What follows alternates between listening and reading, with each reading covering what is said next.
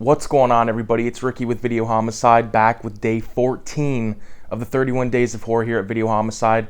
I just got done watching one of the most twisted, disturbed films that I've been looking for since about 2010. So I feel like every episode of 31 Days, I've mentioned my dad's TV movie package he had like back in that era where we watched tons of good movies on like IFC movie, like there was all these movie channels, but IFC was the one that stuck out the most to me. I'm pretty sure I saw this film on that channel, and it is from 2010. It is called Kidnapped, also known as Secuestrados. It's a Spanish film, okay, and it's directed by Miguel Angel Vivas, and it was written by Javier Garcia. Now, this movie is not for the faint of heart. Do not seek this film out unless you want to see some hardcore exploitation. Like, I'm talking some serious fucking stuff here. I'm talking, rape. We're talking about fucking, people getting beat up, like defenseless people getting beat up, or lots of good violence. But anyways, this movie, it starts out with this guy who's like got a bag over his head, and he's running through not so much a forest, but just like a little bit of a, secluded roadway where he makes his way to the road, gets hit by a car, and then the driver of the car gets out and rips the bag off, and the guy's like, I need you to call my house, I need you to call my house. So they call the house, and on the other end of the line, it's his daughter saying they shot mom. And it was like, it's a pretty hardcore little opening to the film, but more insane than that is what takes place over the next like 80 minutes. So we got this guy, he's on his way home, and they had just moved into this house, like the movers are still there, and the daughter's like a little bit of a bitch, and the mom just wants all of them to stay inside that, like, the first night, watch a movie, get some pizza, that kind of stuff. And of course the daughter wants to leave. The husband's like, on the fence about it. He's like, I don't give a shit if she stays, goes, whatever.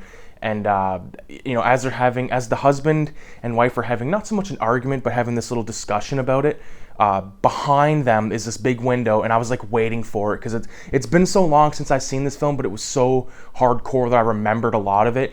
One of these dudes just breaks the window down, dressed all in black, ski mask, leather gloves, leather jacket kind of thing, and they start ransacking the house, and they take the dad. One of the guys takes the dad out and makes him go to ATMs and take out all the money. And it's really crazy because before they even do that, there's a scene all at the living room table where there's three robbers making the father write down the credit card numbers and all that stuff on this piece of paper.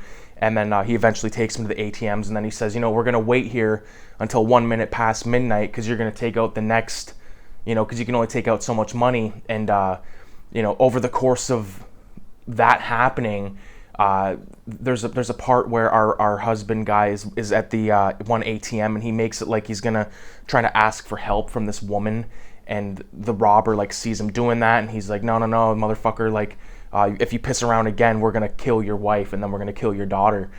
And the husband's like, yeah, okay, no problem, like, I'm not gonna fuck around. And they go about their business, keep going and doing their rounds on the ATMs. But back at the house, one of the guys is way more sadistic. The guy with the father, pretty thought out kind of guy. One of the guys back at the house, very sadistic, doing coke. The other guy's like this young guy who happened to be one of the movers. I'm pretty positive it was one of the movers. And he's kind of like, on the fence about even being there in the first place, it would seem. But they start having these problems where the girl's boyfriend shows up looking for the girl, and they take him down to the basement, and then the girls kind of escape down into the basement, and it's this whole situation where there's like a Shining moment where the one guy, the sadistic guy, has an axe or like a sledgehammer. He's going against the door with a fucking sledgehammer. He finally gets in, and the girl, the daughter, managed to get out of the house, but the young guy, like the reluctant guy, gets her back in the house. And from there it gets really fucking brutal because this guy that's like neighborhood watch, kind of like a security guard, shows up, and he's like, is everything okay? And the sadistic guy says to the wife, make him get the fuck out of here. And the guard can obviously see this woman is in distress just by looking at her. And then the robber kind of comes around the corner with his mask off, acting like he's the husband and saying, is everything okay? I was watching the TV too loud, that kind of shit. And what happens is the guy invites him in for coffee, which is like a total fucking, like, why would you even do that? But during the process of the coffee being made, the guy kind of like gets the idea something's going down, and he ends up getting taken out. His throat cut, which was a pretty graphic looking scene. Like, you see the knife slice, lots of blood. It was fucking awesome.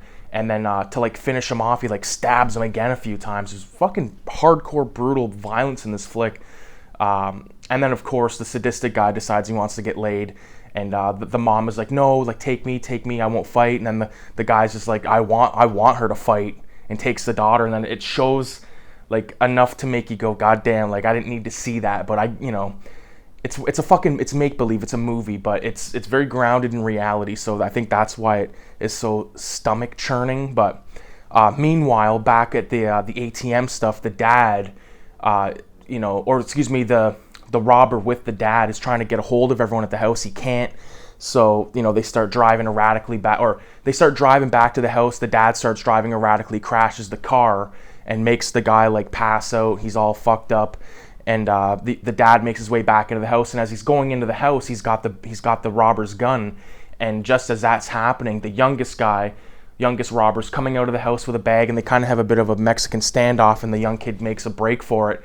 And now father is back in the house, and sees his daughter, gets his wife and all that. And then of course he's upstairs making a phone call, and he gets his head split with a fucking sledgehammer.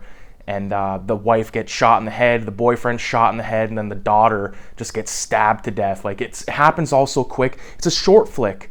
It's kind of like, it's a rape revenge, because the girl that does get raped does have her revenge. She like bashes the guy's head in with like this weird, like almost like an award.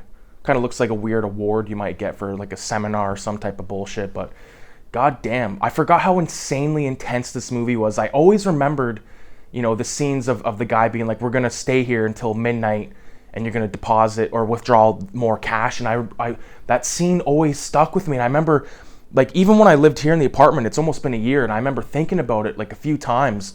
And then the one day I found the thing on Wikipedia or whatever it was, and I'm like, I'm pretty sure that's the flick. And tonight was the night I was like, you know what, let me look it up. Looked it up, found it. It's like less than 90 minutes, watched it. Fuck, it's great.